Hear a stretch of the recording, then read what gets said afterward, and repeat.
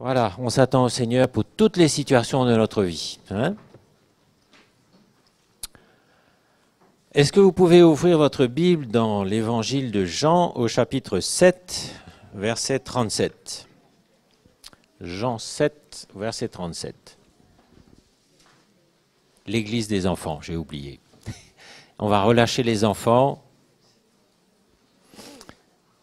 qui ont leur réunion aussi en même temps que la nôtre. Voilà, on va leur laisser un petit peu de temps pour s'en aller.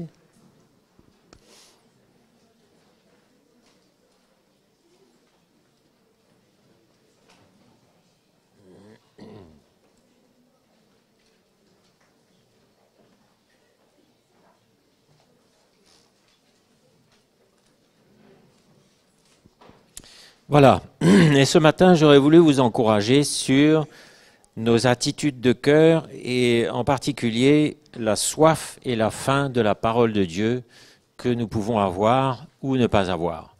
Parce que, vous savez, je crois que dans notre vie, c'est clair que le chemin du chrétien, c'est un chemin qui est parsemé d'obstacles. Et la bonne nouvelle, si on veut, c'est que plus on va, plus les obstacles seront grands. C'est clair, hein? Mais notre force grandit aussi pendant la marche. Et ce que nous surmontons aujourd'hui, peut-être qu'on n'aurait pas pu le surmonter il y a quelques années, sans doute même, je pense. Ça nous aurait effrayés.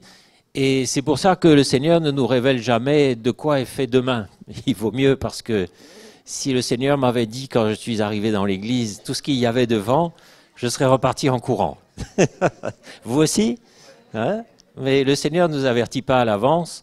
Mais par contre, il nous dit ce qu'on a besoin d'entendre et il nous dit fortifiez-vous. Et ce qui est essentiel dans la vie du chrétien, je crois, c'est qu'il ait soif et qu'il ait faim de la parole de Dieu, parce que ça, dans sa vie, c'est un moteur. C'est quelque chose qui va le traîner en avant, qui va le pousser en avant, qui va lui donner de l'énergie pour franchir les obstacles. Vous voyez, c'est un peu comme le 110 mètres haie. Il faut aller vite, sauter les obstacles, aller et aller encore. Et on sait que à peine si on a franchi un obstacle, il y en a un autre derrière et encore un autre. Et ce sera comme ça jusqu'à la fin de notre vie. Hein? Et je crois que la condition normale d'un chrétien, s'il est bien dans son cœur, c'est qu'il a soif. Vous avez soif de la parole de Dieu? Moi, je ne sais pas, mais les jours où je suis bien dans mon cœur, j'ai envie d'entendre. Et encore, et encore. Quand je pars à Rouen, je ne peux pas passer 1h20 sur la route sans entendre quelque chose du Seigneur. Et je mets un message d'un frère. J'essaie toujours de saisir quelque chose, d'écouter. Pourquoi? Parce que j'ai soif. Et donc la parole dit là au verset 37, le dernier jour, le grand jour de la fête, Jésus se tenant debout s'écria, si quelqu'un a soif, qu'il vienne à moi et qu'il boive.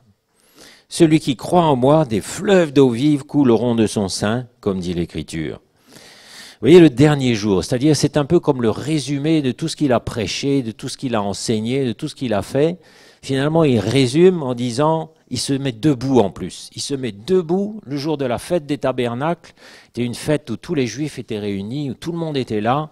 Il se tient debout et il dit, venez à moi, vous tous, et si vous avez soif, je vous donnerai à boire. Le Seigneur veut nous rassasier, et il veut nous donner, et nous donner encore. Mais seulement on ne peut pas donner à boire à quelqu'un qui n'a pas soif. Et c'est là quelquefois le problème. Et si on prend une comparaison un peu dans le naturel, vous voyez un bébé, vous voyez un enfant, quand il a soif, qu'il a faim, qu'est-ce qu'il fait? Il crie, et il crie encore, il est tout rouge, et vous pouvez faire ce que vous voulez, lui faire des câlins, des bisous, vous pouvez faire ce que vous voulez, tant qu'il n'aura pas eu ce lait, il va continuer à crier, et il va rester tout rouge. Hein? Et il veut ce lait-là et veut rien d'autre.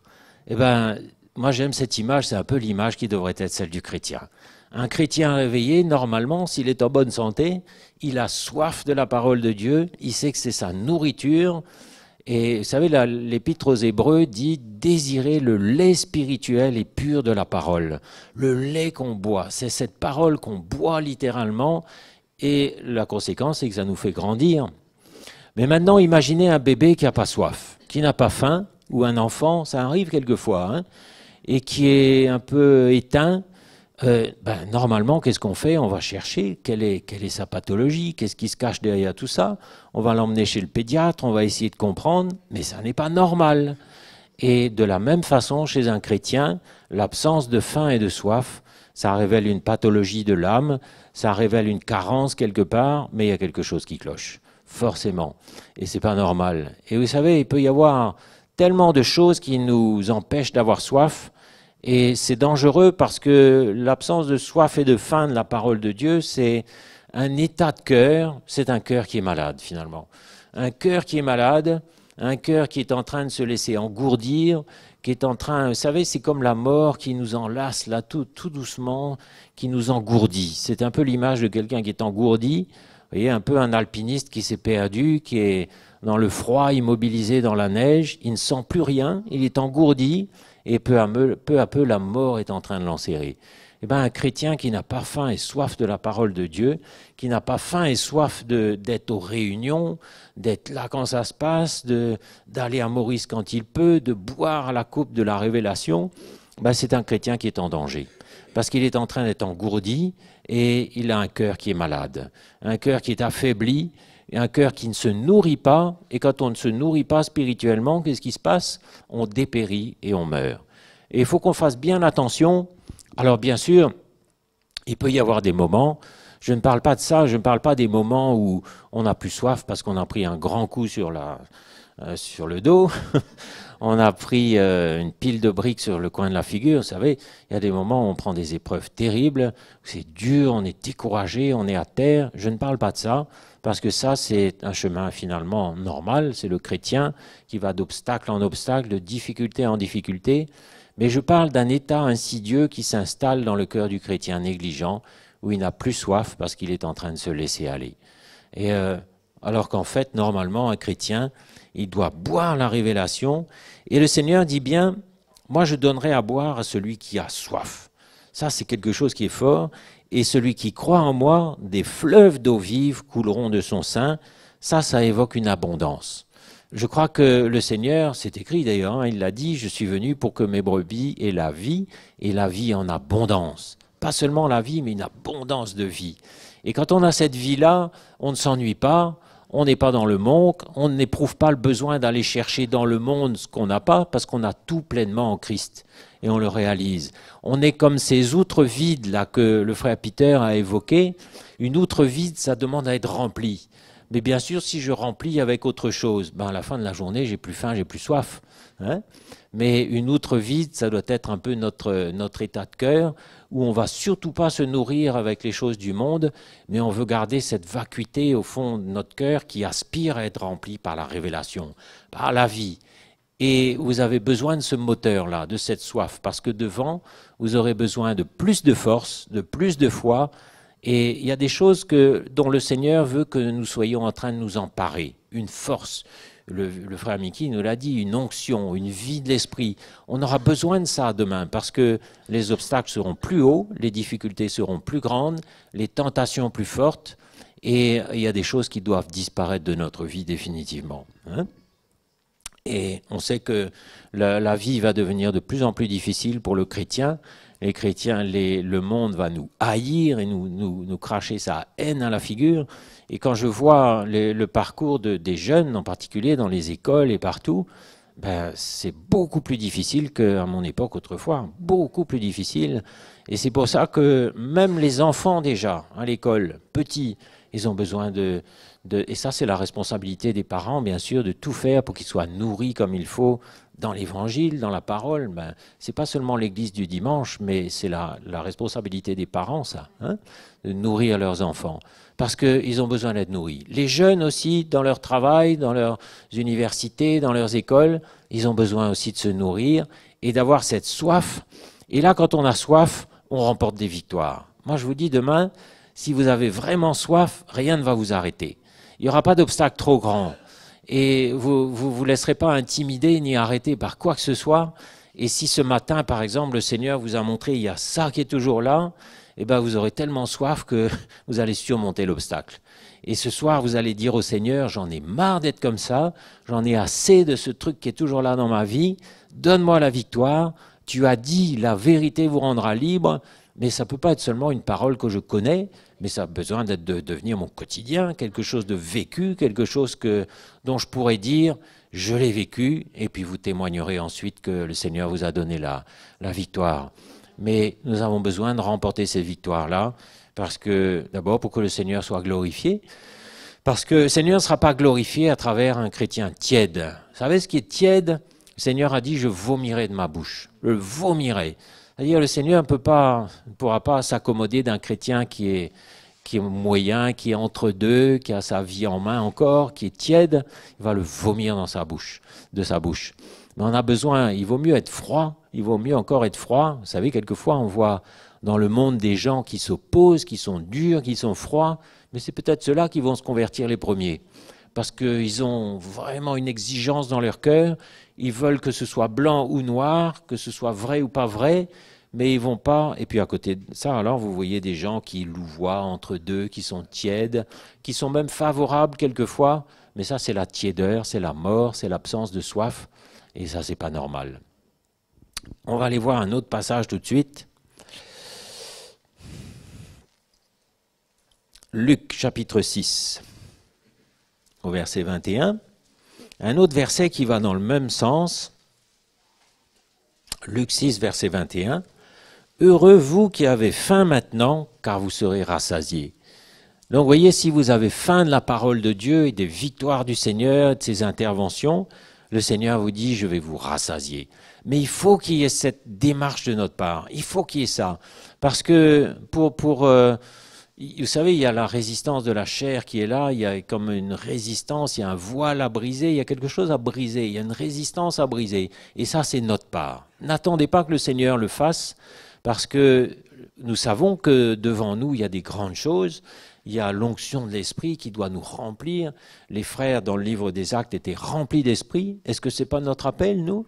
Être rempli d'Esprit, c'est beaucoup plus qu'être un chrétien né de nouveau et marchant sur le chemin de la croix. Rempli d'esprit, c'est, vous savez, quand on est comme ça, rien n'est trop dur pour nous. On peut aimer nos persécuteurs, on peut franchir n'importe quelle montagne, n'importe quel obstacle, rien ne nous arrête plus, rien ne nous intimide plus, c'est là qu'on doit arriver. Et il dit, si vous avez faim maintenant, vous serez rassasiés. Rassasiés, c'est quand on est rempli de grâce, rempli de l'esprit, et là on est vraiment rassasié de la bonne façon. Hein ? Et il dit par contre au verset 25, « Malheur à vous qui êtes rassasiés, car vous aurez faim. » Et vous savez, quand on n'a pas faim de la parole de Dieu, bien souvent, il peut y avoir beaucoup de raisons. Et une raison, bien souvent, c'est qu'on a un pied dans le monde et un pied dans l'Église. On a notre cœur qui est partagé. On essaie finalement de concilier la chèvre et le chou. On essaie de suivre deux chemins. On n'a pas renoncé à nous-mêmes, on n'a pas renoncé à notre vie, mais on essaie au contraire de continuer à nourrir les plaisirs du monde, les plaisirs de la chair. Et quand on se nourrit de tout ça, ben évidemment, à la fin de la journée, on n'a pas faim. Moi, si tout au long de la journée, je me nourris avec ce que ma chair aime, les maisons, les voitures, les ordinateurs, tous ces trucs-là, je passe ma journée à regarder la télévision, à regarder tout ça sur Internet, ben ça va me nourrir, et à la fin de la journée, je n'aurai aucune envie d'ouvrir ma Bible, ni d'écouter un message de Mickey, ni d'essayer de prier, j'aurai aucune envie, parce que j'aurai été nourri des choses du monde toute la journée. Et il faut faire attention parce que la nourriture du monde est vraiment une nourriture. Ça nourrit notre chair, ça la fortifie. Et vous savez, l'Esprit de Dieu ne peut pas cohabiter avec la vie de la chair, pas possible. Il faut que l'un arrive à dominer sur l'autre, et si je me nourris des choses du monde, ben je vais arriver à être tiède, effectivement. J'aurai plus soif, plus faim du tout de la révélation, et je vais arriver dans cet état de tiédeur, de mollesse, qui est dangereux pour moi. Mais le monde ne demande qu'à nous nourrir, hein. C'est pour ça qu'on a besoin de fermer des robinets constamment. Vous savez, il y a tellement de choses qui peuvent nous nourrir. Des jolis programmes sur la télévision, sur Internet, on peut regarder ça. Il n'y a pas de problème, ça m'arrive de regarder cauchemar en cuisine, cauchemar à la maison, mais à la fin on a des cauchemars quand on regarde trop aussi. Hein. Et si vous regardez ça, bon, de temps en temps, pour vous délasser, ça fait du bien, mais attention que ça vienne nourrir des choses et qu'à la fin de la journée, vous vous dites, bah, finalement, peut-être qu'on peut rénover une maison comme ci, comme ça, on peut prendre un crédit par là, on peut... Et vous commencez, vous savez, c'est subtil, ça vous remplit, et après vous allez sur Facebook, sur Internet, sur un tas de choses. Il n'y a pas de problème si c'est pour la bonne cause, si vous êtes libre, vous êtes sûr que vous êtes libre, mais attention que ça nourrisse quelque chose. Et si vous vous nourrissez de ça pendant toute une après-midi, à la fin de la journée, vous êtes dans l'état, dans un triste état, vous n'avez plus aucune faim, plus aucune soif, parce que vous êtes rassasié de la mauvaise façon, rassasié de la nourriture du monde. Mais moi, de plus en plus, je ferme ces robinets-là. Bon, j'ai aucun problème de regarder Cauchemar en cuisine de temps en temps, mais je fais bien attention à ce que ma soif demeure intacte. Vous savez, il y a des indicateurs de notre vie. Il y a des voyants rouges qui s'allument. Quand on n'a plus envie de prier, quand on n'a plus envie d'aller dans une réunion, ça vous arrive? Pourquoi? Là, il faut faire un diagnostic rapidement. Quelle est cette espèce d'état qui s'installe là? Parce que l'état d'un chrétien, normalement, son état de cœur, c'est qu'il est déterminé, il n'a envie que d'une chose, comme le bébé là, c'est d'avoir le lait spirituel de la parole. Et quand il arrive dans une réunion, son cœur est grand ouvert et il veut recevoir. Et c'est là que, s'il a soif, ben, automatiquement le Seigneur aura une parole pour lui, aura un mot pour lui, aura quelque chose pour lui, parce qu'il vient, il a soif, et il va boire et boire encore. Et un chrétien qui boit et qui mange, il grandit. On est destiné à grandir, destiné à aller de progrès en progrès. Si un chrétien ne progresse pas, d'année en année, il est pareil, forcément il y a quelque chose qui cloche.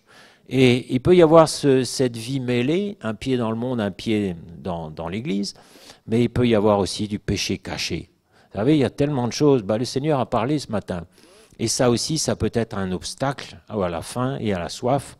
De même que le bébé peut avoir un virus, peut avoir une pathologie quelconque, nous, de la même façon, on a peut-être quelque chose de caché. Et il y a des choses qu'on cache, qu'on garde cachées, qu'on n'a pas envie de lâcher. Le Seigneur nous a parlé là-dessus.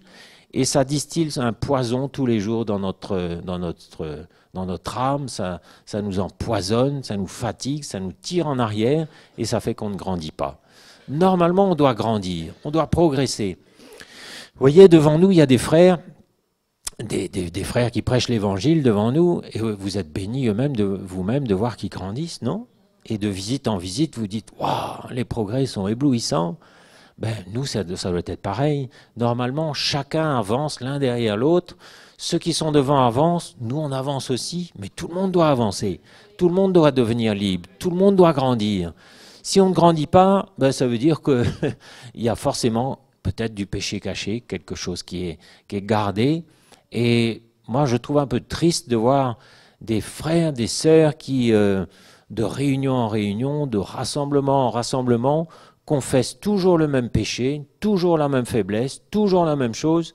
Bien sûr, on va prier, bien sûr, on va s'attendre au Seigneur, mais il y a un moment quand même où le problème doit être réglé, où on doit ressentir que ça y est, la liberté est venue, le miracle est là, et le Seigneur est réellement prêt à faire des miracles, mais il faut cette soif, il faut cette violence, il faut cette faim, et il faut qu'un jour vous soyez vraiment dans cet état où vous allez dire « j'en ai assez, ça suffit ».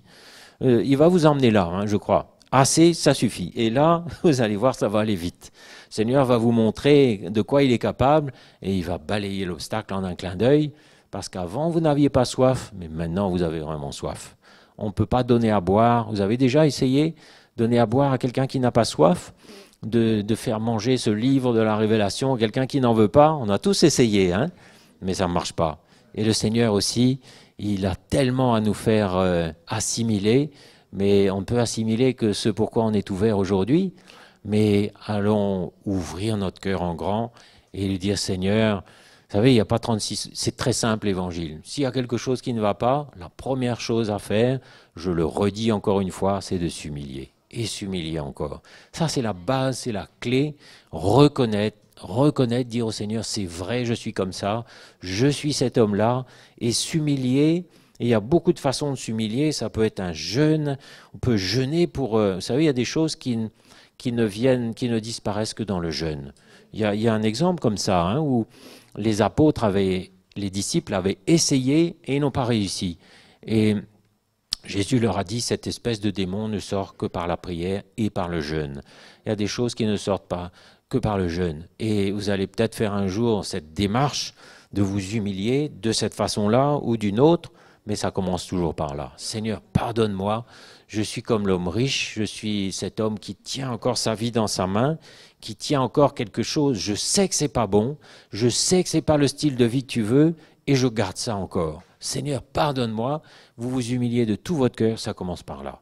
Et après, vous continuez à prier, Seigneur, libère-moi, enlève cette chose qui persiste, et ça ne doit pas persister. Et vous allez voir que le Seigneur, là, va vous libérer. Et vous allez sentir que c'est véritablement un miracle. Vous n'êtes plus en train d'essayer, plus en train de lutter, de faire des efforts pour plaire au Seigneur.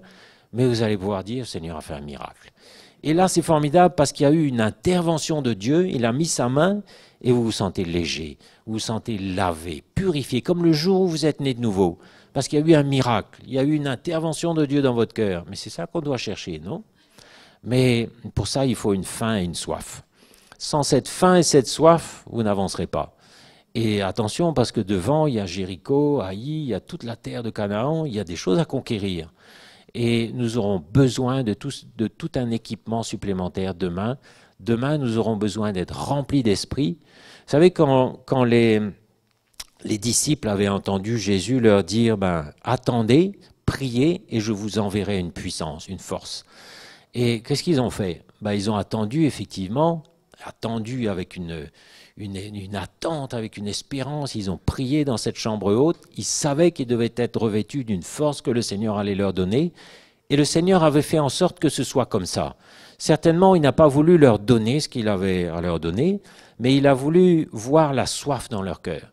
Il a voulu voir une attente active, avec une prière, avec un jeûne, où ils étaient ensemble pour chercher, où ils désiraient cette chose qui devait venir. Ils ne savaient même pas ce que ce serait, mais il y avait un désir, il y avait une soif, et ils étaient ensemble dedans.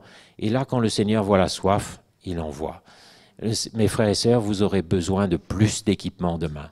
Vous aurez besoin d'être remplis d'esprit pour parler sans crainte, pour prêcher l'évangile sans crainte, pour convaincre, et à travers ce que vous direz, peut-être 3 petits mots, il y aura quelque chose qui va convaincre, parce que ce sera l'onction de l'esprit, ce ne sera pas de vous, mais vous serez allé chercher cet équipement dans le jeûne, dans la prière, dans une persévérance, dans une vie où vous allez mettre dehors de votre vie tout ce qui n'est pas du Seigneur, parce que ça vous alourdit, c'est comme un poison qui s'instille dans votre âme tous les jours.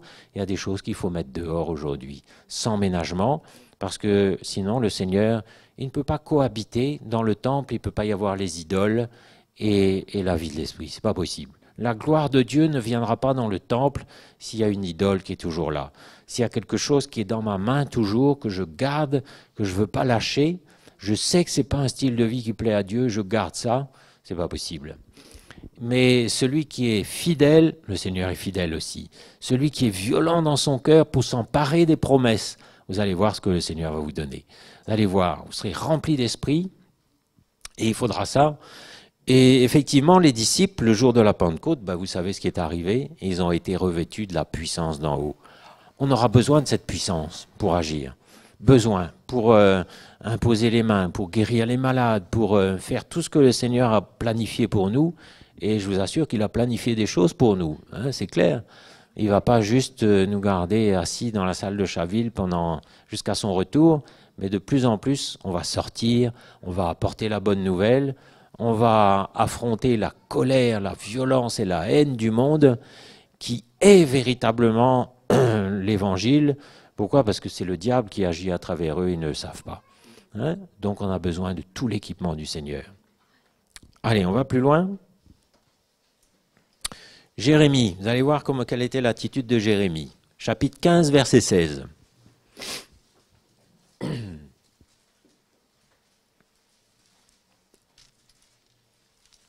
savez, Jérémie, c'était un homme comme nous, et au début de son ministère, il était bien timide, bien effacé, et c'est pour ça qu'on peut s'identifier à lui. Moi, j'aime ces personnages-là parce que tous, au début de leur carrière, ils ont dit « je suis timide, je ne peux pas, je suis trop petit ». Ésaïe a dit ça aussi, Moïse a dit ça également. Et Jérémie, au début, il a eu la même réaction. Et le Seigneur l'a un petit peu stimulé. Il lui a dit, au bout de quelques chapitres, là, il lui dit Jérémie, si tu luttes avec les piétons, qu'est-ce que tu vas faire demain devant les rives orgueilleuses du Jourdain, hein? Et il lui a dit il faut que tu grandisses un peu. On a besoin de grandir, mes frères et sœurs. Parce que si on lutte avec des petites choses aujourd'hui, quand la haine du monde va nous venir en face, si on est rempli d'esprit et rempli de grâce, on n'aura aucun problème. Mais si on est encore en train de lutter avec des choses cachées, ben on n'ira pas loin. Je peux vous dire, on n'ira pas loin. Jérémie dit, j'ai recueilli tes paroles, je les ai dévorées. Dévorées. Vous voyez un peu le monde, le mot, c'est pas seulement manger, consommer, dévorer. Tes paroles ont fait la joie et l'allégresse de mon cœur, car ton nom est invoqué sur moi, Éternel, Dieu des armées. Et Jésus dit, mon corps est véritablement une nourriture et mon sang est véritablement un breuvage. Il a dit ça, hein? Et on peut se nourrir de la parole de Dieu. On peut s'abreuver à la révélation. Et Jérémie, lui, clairement, il dit, j'ai dévoré tes paroles. Moi, je sais qu'on est nombreux ici à dévorer la parole de Dieu. Et il y a de quoi faire, hein? Il y a de la nourriture.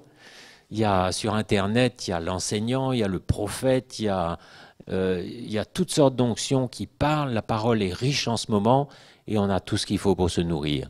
Mais il y a des robinets qu'il faut fermer, mes frères et sœurs. Les robinets du monde. Toutes les choses futiles qui peuvent encore nous distraire, qui peuvent nous faire perdre notre temps, littéralement. Et encore une fois, je ne mets pas une loi.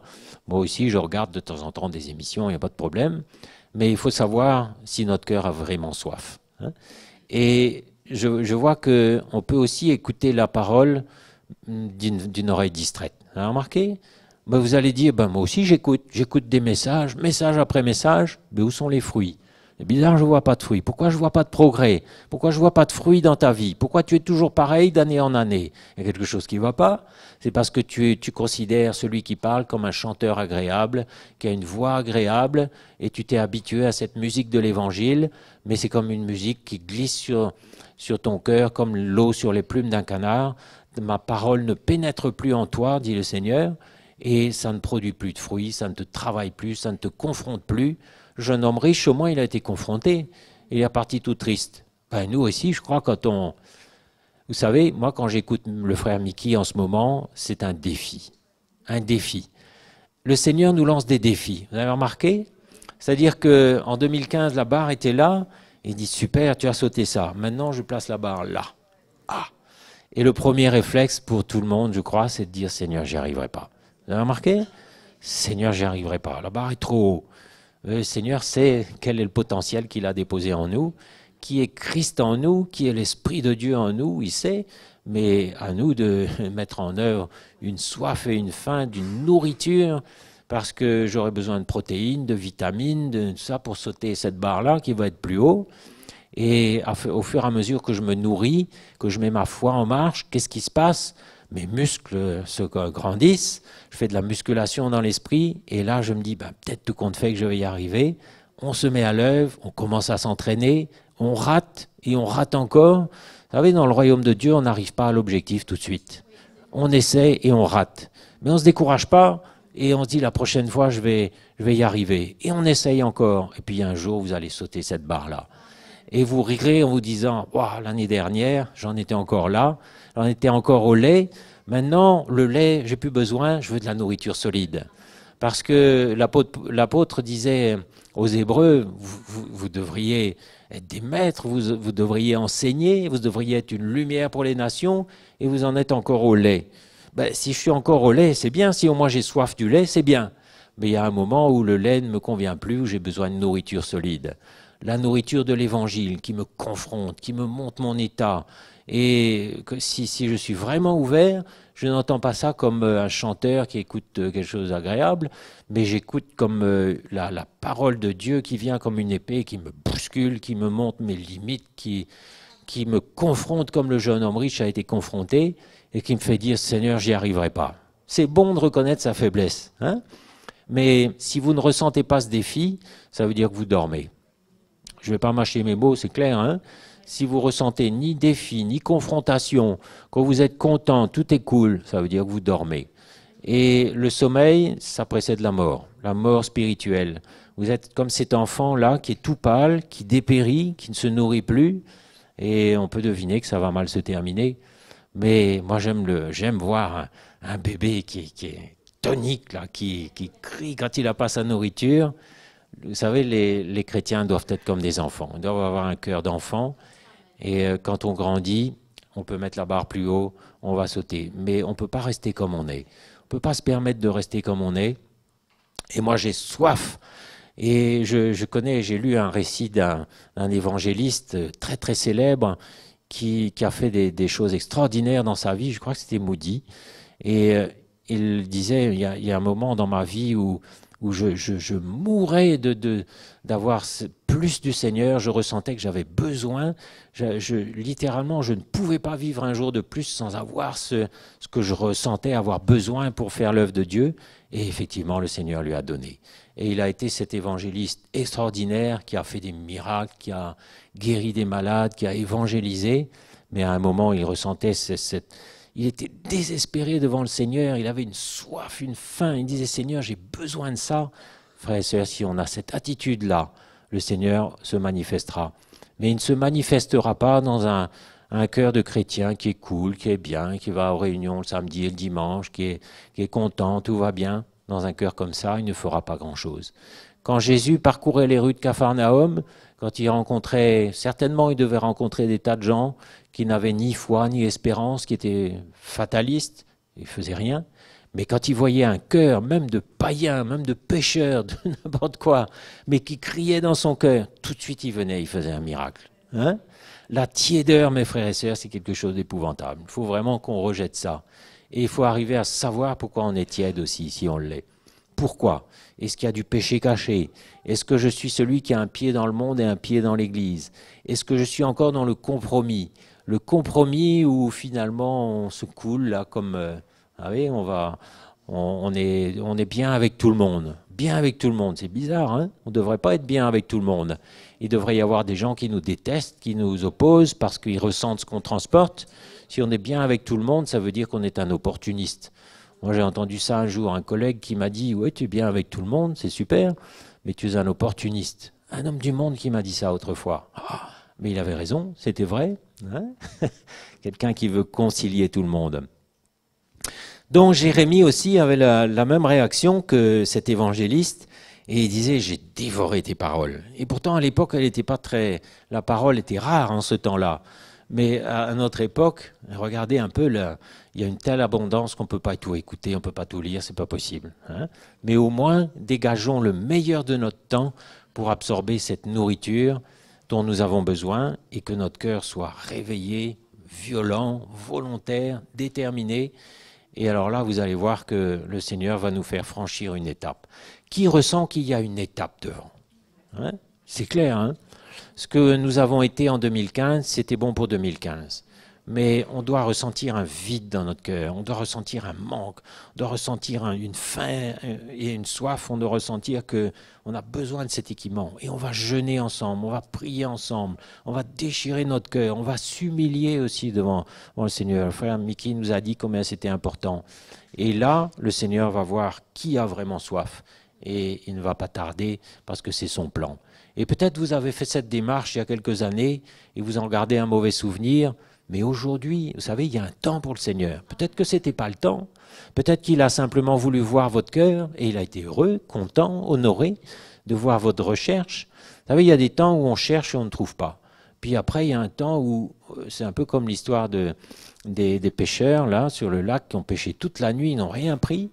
Et puis là-dessus, Jésus arrive et leur dit « Jetez votre filet de l'autre côté et vous allez voir ». Et vous connaissez la suite de l'histoire. Eh bien, identifiez-vous un peu à cette histoire. Peut-être que vous avez prié, jeûné, vous vous êtes humilié et finalement, vous n'avez pas l'impression qu'il se soit passé grand-chose, bien que le Seigneur ait vu et honoré le sérieux de votre cœur. Mais aujourd'hui, c'est le jour d'une étape, d'un pas supplémentaire pour toute l'Église, hein, pour nous. Pour nous, les serviteurs de Dieu, pour vous, pour tout le monde, c'est le temps d'une nouvelle étape. Mais la clé, ça va être d'avoir faim et soif de la révélation du Seigneur. Comme Jérémie. On continue. 1 Pierre 2.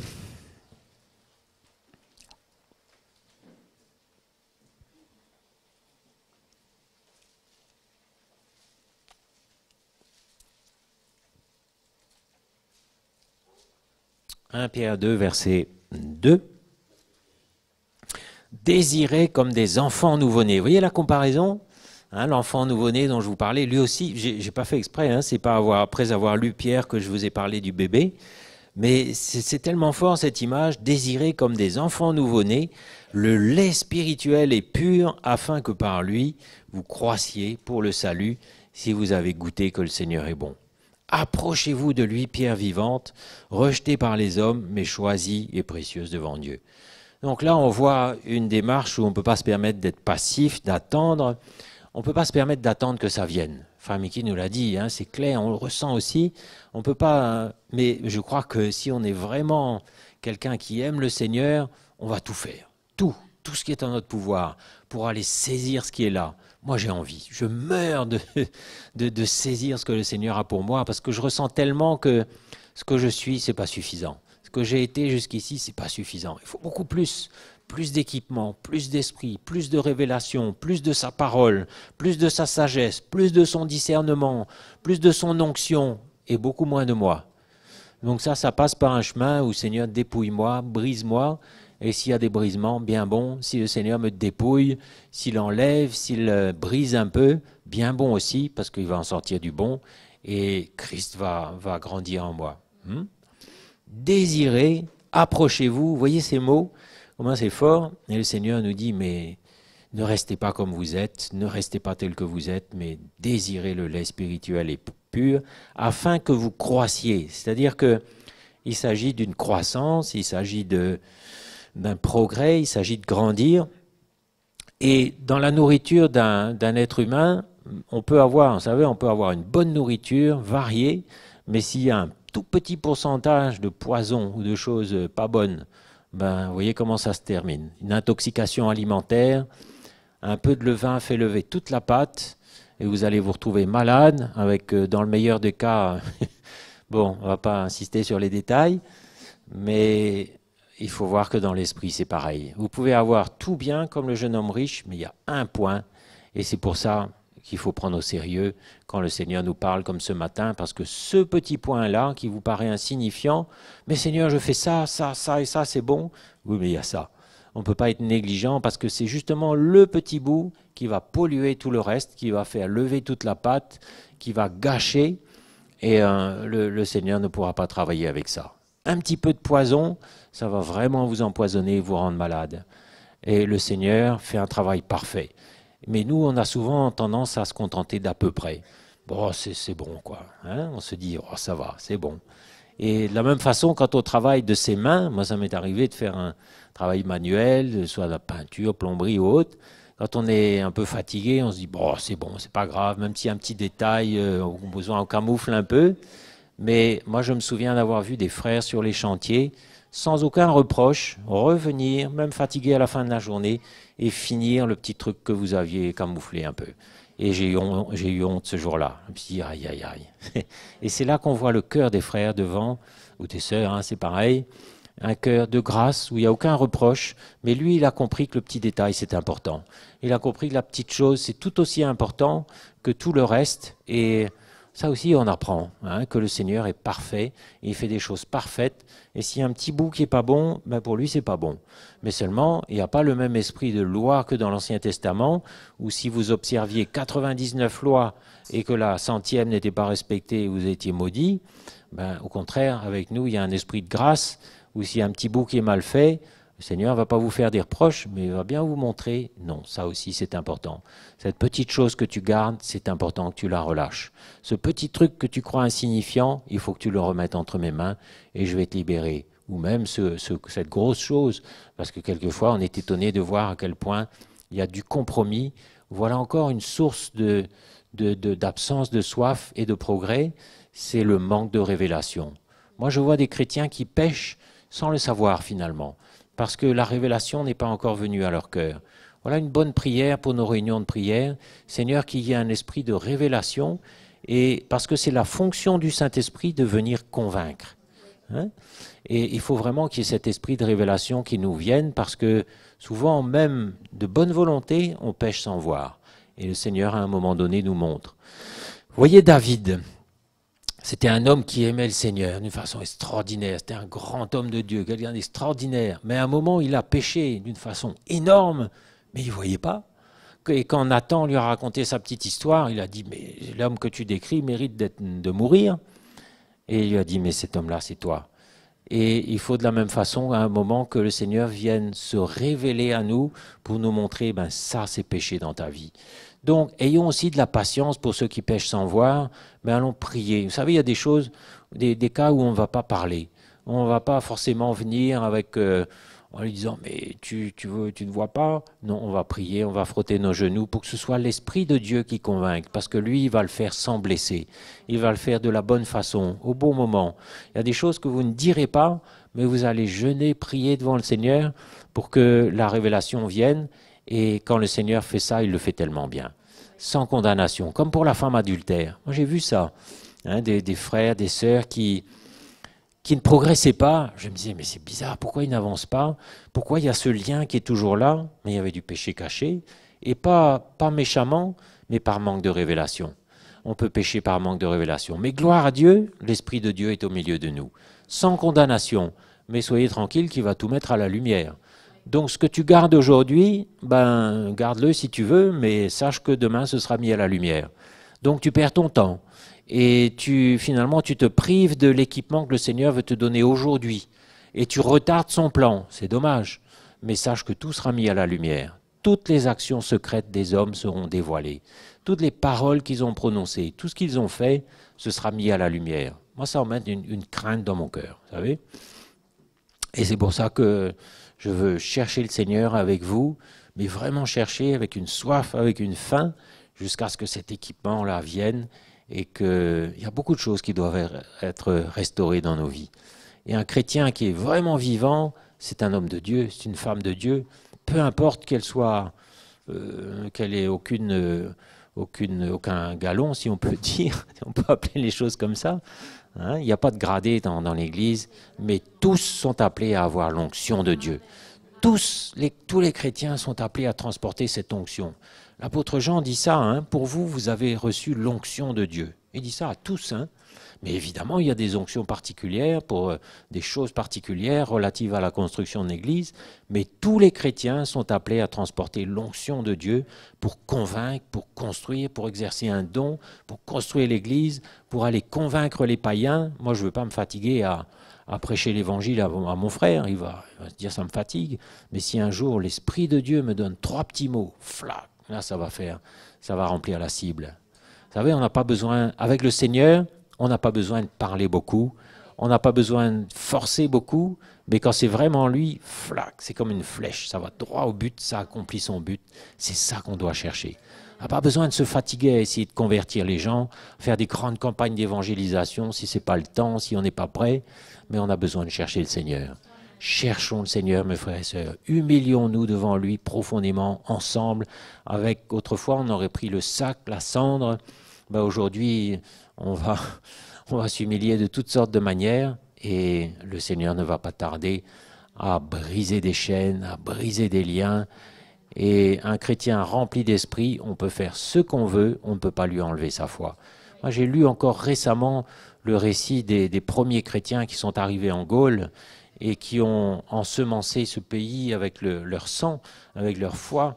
Et c'est extraordinaire combien l'Empire romain s'est acharné après eux, mais même avec les pires sévices, avec les pires brutalités, rien ne pouvait entamer leur foi. Absolument rien.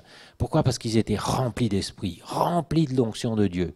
Et ça, un chrétien comme ça, il est imbougeable, indestructible, mais reconnaissons que nous, aujourd'hui, on peut encore nous intimider facilement. L'ennemi peut encore facilement nous bloquer, nous paralyser, nous faire peur, nous arrêter, nous faire douter. Il faut reconnaître où on en est. Hein, il n'y a pas de problème. Mais le point, c'est de progresser, de grandir. Vous êtes d'accord avec ça? Et pour ça, il faut avoir soif. Donc, je ne vais pas vous dire simplement « ayez soif », mais je vais vous dire examinez-vous vous-même et voyez ce qui bloque. Et je suis sûr que le Seigneur va vous montrer. Et l'état normal d'un bébé, c'est d'avoir faim et soif. Et l'état normal d'un chrétien, c'est d'avoir faim et soif et de grandir, de se muscler, de progresser, de marcher, puis de courir, puis de sauter. Il doit y avoir vraiment des progrès dans nos vies. Et s'il n'y a pas de progrès, ça veut dire que vraiment il y a quelque chose qui cloche. Et le Seigneur montrera, il le révélera. Hein? Donc, désirez, approchez-vous Et, et vous-même, pierre vivante, édifiez-vous pour former une maison spirituelle, un saint sacerdoce, afin d'offrir des victimes spirituelles agréables à Dieu par Jésus-Christ. Voilà. Allez, on va aller un peu plus loin. Timothée. Alors, comment Paul parlait à Timothée?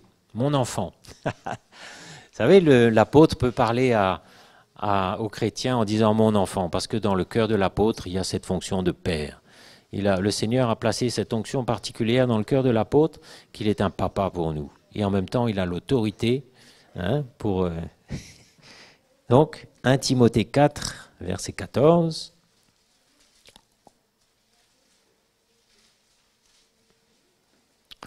Verset... où on va commencer? Au verset 13.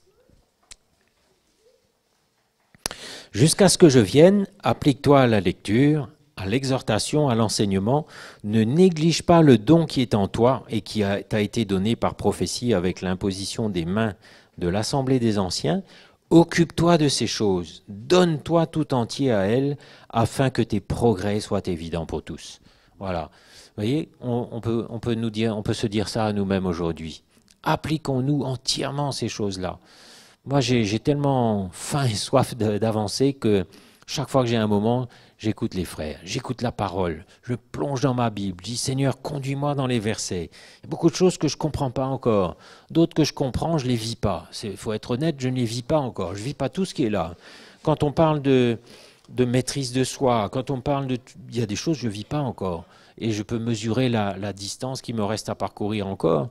Il y a des choses où je n'ai pas la victoire encore. Et vous aussi, certainement. Mais ça ne nous condamne pas, mais ça doit exciter la soif en nous. On doit être comme des compétiteurs là, qui veulent remporter la couronne. Un athlète, quand il s'entraîne, il est prêt à toutes les privations, il supporte tout. C'est incroyable de voir des gens qui ne connaissent pas Dieu, quand ils ont envie de quelque chose, ils sont prêts à tout. Mais alors tout, tous les sacrifices, passer des nuits blanches, à travailler, à se priver de tout. S'ils veulent ça, ils l'auront. Et nous, chrétiens, ils sommes là, rassasiés, nourris. Attention qu'on devienne des chrétiens gros et gras dans l'esprit, là, qui sont assis sur leur chaise. Mais on a besoin de donner aussi, de donner, de se donner. Et ça, c'est une clé. Ça peut être une explication aussi à un état de tiédeur, c'est qu'on reçoit, mais on ne donne pas. Il y a beaucoup d'occasions de donner, de se donner nous-mêmes. Peut-être un frère à encourager, peut-être un coup de fil à une sœur, peut-être 1 000 de plus pour aller aider quelqu'un. Tout simplement manifester un cœur pour aider dans le naturel, pour subvenir à un besoin, pour aider Pierre, Paul, Jacques à faire son déménagement, son ménage. Il y a beaucoup d'occasions de donner. Quand on donne, on s'oublie nous-mêmes et il y a une bonne soif qui vient dans notre cœur. Là, le cœur est en bon état. Mais un chrétien ne peut pas être en bon état s'il garde tout ce qu'il reçoit. Et je reçois, et je me nourris, et j'écoute message après message. À un moment, on doit réagir et se dire, il y a quelque chose qui ne va pas, j'ai besoin d'aller donner ma vie, donner mon temps, donner toutes sortes de choses, et une grande joie à donner, et là on est bien dans notre cœur. Ça peut être aussi une indication. Donc Paul dit, occupe-toi de ces choses, donne-toi tout entier à elles, afin que tes progrès soient évidents pour tous. On a tous reçu un don, on a tous quelque chose du Seigneur. Personne ne peut dire « Ah ben moi, je suis un petit chrétien, je ne sais rien faire. » Ben, si tu ne sais rien faire, demande au Seigneur de te donner quelque chose à faire. Et même si tu ne sais pas, et justement là, il va prendre plaisir à te rendre capable. Vous savez, c'est souvent dans le domaine où on ne sait pas faire que on y va parce qu'on veut faire plaisir au Seigneur, on y va, on lui dit « Seigneur, aide-moi ». Et là, alors qu'on ne savait pas du tout faire, le Seigneur nous rend capable. Et après, on est rempli de joie parce qu'on sait qu'on a grandi, on a appris quelque chose, on a appris à faire quelque chose. Et il y a beaucoup de domaines comme ça où des dons vont se révéler, mais ils ne vont pas se révéler juste en écoutant des messages. Les dons en vous ne vont pas se réveiller. Vous savez, le réveil a besoin de venir dans notre cœur d'abord. Il y a beaucoup de choses qui dorment en nous, qui doivent se réveiller. Mais occupons-nous de ces choses, donnons-nous tout entier à elles, afin que nos progrès soient évidents pour tous, et que quand les frères viennent, de même que nous sommes étonnés par leurs progrès, eux aussi puissent être étonnés par les nôtres. Vous voulez être glorifié Dieu, parce que c'est Dieu qui est glorifié dans tout ça. Ah ben la sœur une telle, elle a grandi, dis donc, j'en reviens pas. comment elle est aujourd'hui, comment elle était hier, le frère un tel jeune, comment il était autrefois, poiqué dans sa vie de compromis, comment il brille pour Jésus aujourd'hui, ça se voit sur son visage, on n'a même pas besoin de le questionner ni de faire une enquête, on voit, il brille, il est vivant. Vous savez, un chrétien vivant, ça se voit. On n'a pas besoin d'observer longtemps, on voit tout de suite. Et un chrétien qui est poiqué avec une vie de compromis ou du péché caché, ça se voit tout de suite aujourd'hui. Et ça se voit clairement. Hein? Donc, si nous y prenons bien, les frères sont encouragés et ils sauront qu'ils ne prêchent pas l'évangile en vain. Et quand ils viendront, ils seront encouragés. Jésus sera glorifié. Et c'est comme ça que ça doit se passer. Hein? Veille sur toi-même et sur ton enseignement. Persévère dans ces choses. Persévère, parce que ça ne va pas venir du premier coup. Car en agissant ainsi, tu te sauveras toi-même et tu sauveras ceux qui t'écoutent. Hein?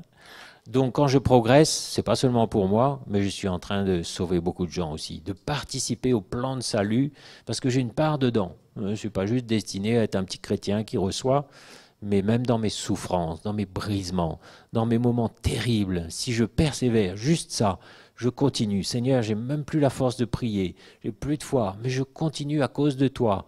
Là même, vous êtes un puissant encouragement dans l'esprit, et beaucoup seront encouragés par votre témoignage. Vous savez, il ne faut pas se regarder avec des yeux naturels. Il ne faut pas s'attendre à faire des exploits, à être quelqu'un d'extraordinaire. Peut-être le Seigneur a des exploits pour vous, mais peut-être qu'il a des brisements, peut-être qu'il a un moment terrible, mais là même vous serez un puissant encouragement dans l'esprit. Les choses de l'esprit, ce n'est pas du tout comme les choses dans le naturel. Les choses dans le naturel, on considère tout ce que l'œil considère, tout ce que l'homme considère, mais dans l'esprit, c'est totalement différent. C'est bon? On peut continuer? Allez, pour finir, on va aller voir dans Amos. Amos, chapitre 8. Et là, on va voir ce qui se passe quand c'est trop tard. Je ne veux faire peur à personne, mais vous savez que le temps de la grâce, c'est juste un temps. C'est le temps de la patience de Dieu. Et il est arrivé un moment pour le peuple juif où c'était trop tard. Et ça, c'est terrible. Et le Seigneur dit, voici les jours viennent, Amos 8, verset 11, un verset très très connu, dit le Seigneur l'Éternel, où j'enverrai la famine dans le pays. Non pas la disette de pain et la soif de l'eau, mais la faim et la soif d'entendre les paroles de l'Éternel. Ils seront alors errants d'une mer à l'autre, du septentrion à l'orient. Ils iront çà et là pour chercher la parole de l'Éternel et ils ne la trouveront pas. Parce que c'est trop tard. Ils ont méprisé le temps de la grâce, foulé la grâce de Dieu aux pieds. Ils ont été négligents, ils ont été rebelles et cette fois-là, c'est trop tard. Et il y a une fin qui vient, c'est-à-dire que cette fois-là, enfin, ils réalisent un peu ce qui va se passer quand le Seigneur sera revenu. Et plein de ceux qui n'auront pas été sérieux vont tambouriner à la porte en disant « Seigneur, ouvre-moi » et ils réaliseront que c'est trop tard. Les frères, n'allons pas lasser la patience de Dieu parce que le Seigneur est à la porte et il faut être toujours prêt. Peut-être qu'il va revenir cet après-midi, peut-être qu'il va revenir dans X années, personne ne sait, mais une chose qui est sûre, c'est qu'il faut être prêt tout le temps. Tout le temps. Et il faut que je sois prêt si le Seigneur revient cet après-midi. Est-ce que je suis prêt? Est-ce que je suis dans la repentance? Est-ce que mon cœur est pur? Est-ce que mon cœur est non seulement pur, mais vivant? Parce que ce n'est pas suffisant d'avoir un cœur pur. Ah ben moi, j'ai rien contre personne, je suis bien avec tout le monde. Mais oui, mais ton cœur est mort. Tu es mort, mon frère, ma soeur, complètement mort, sec, rien dans ton cœur. Ben, c'est pas suffisant, il faut que notre cœur soit vivant. Hein? Et un chrétien vivant, c'est un chrétien spontané, qui va peut-être faire des bêtises, qui va peut-être... Vous savez, le frère Peter a évoqué cette image que j'aime beaucoup, une fois de plus, des enfants, des jeunes enfants terribles, hein, des bad boys, là, comme il dit. Ils vont courir partout, faire du dégât, mais il y a de la vie dedans, au moins. Et ils vont 100 fois mieux qu'il y ait cette vie-là, où on bouge, peut-être on fait des bêtises, mais on apprend, plutôt que cette façon si parfaite de ne rien faire. Et d'être sec, d'être mort, ça c'est pas pour nous vraiment. Hein. Vraiment, c'est pas pour nous. Donc, je finis sur cette note un peu, je sais pas comment vous direz, un peu effrayante peut-être, mais il faut qu'il y ait une bonne crainte de Dieu. On ne veut pas faire peur, mais il faut qu'il y ait une bonne crainte de Dieu dans notre cœur. Parce que pour ceux qui vont rester, ça va être terrible. Et pour ceux qui se laissent engourdir, vous savez, il y a cette image du péché qui nous enlace si facilement. Ça enlace tous les jours. Le serpent serre un petit peu plus son étreinte. Et il y a un jour à la fin où on est complètement insensible, on se rend compte de rien, et là c'est terminé, c'est trop tard. Pour certains, ce sera trop tard. Hein? Les jours viennent où j'enverrai la famine dans le pays. Alors on peut voir ce verset d'une autre façon plus encourageante, c'est que le Seigneur va créer la faim et la soif dans le cœur des nations aussi. Tous les gens qui sont autour de nous, pour l'instant, vous savez, quand je suis à Biorel dans la salle, souvent je regarde par la fenêtre, je vois des gens qui passent, qui circulent. Il y a une circulation monstre dans ce quartier, c'est extraordinaire. Et il y a des dizaines de milliers de gens aujourd'hui qui savent qu'il y a une église. Ils regardent en passant, puis ils passent. Et je me dis, le temps n'est pas tout à fait venu encore, mais il y aura un temps où le Seigneur va créer la faim et la soif d'entendre les paroles de l'Éternel. Ça va venir. Hein, ça peut être demain, après-demain, mais je vous garantis que ça va venir.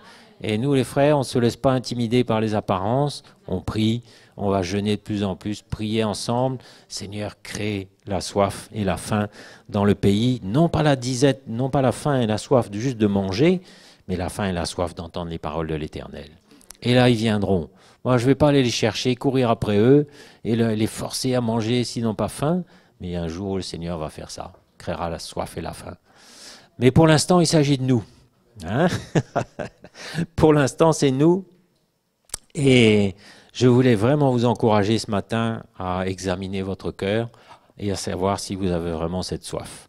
Et si vous êtes comme le bébé qui crie pour son biberon, c'est super, c'est bien. Le Seigneur va vous nourrir et vous allez grandir, vous allez aimer la nourriture solide.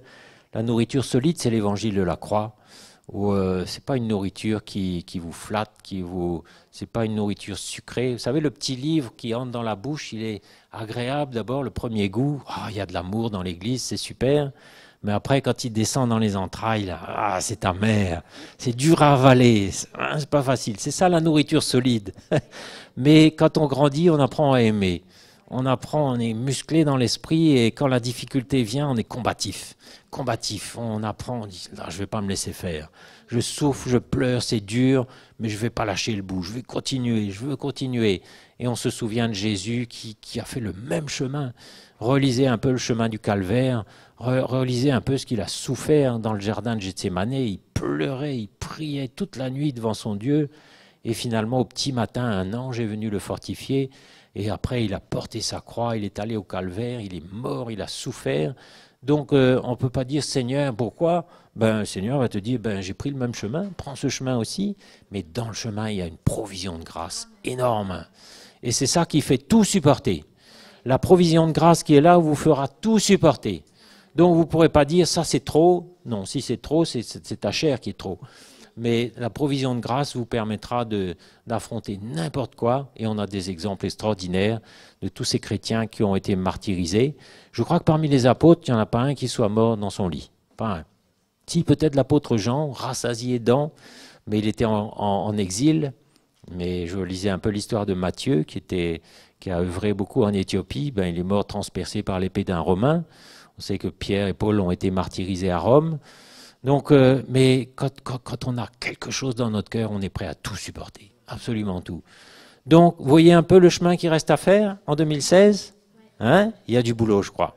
Mais je crois qu'on est encouragé ce matin parce que c'est le plan de Dieu et le plan de Dieu, c'est quelque chose qui réussit. On va se lever ce matin, on va dire Seigneur, aide-moi.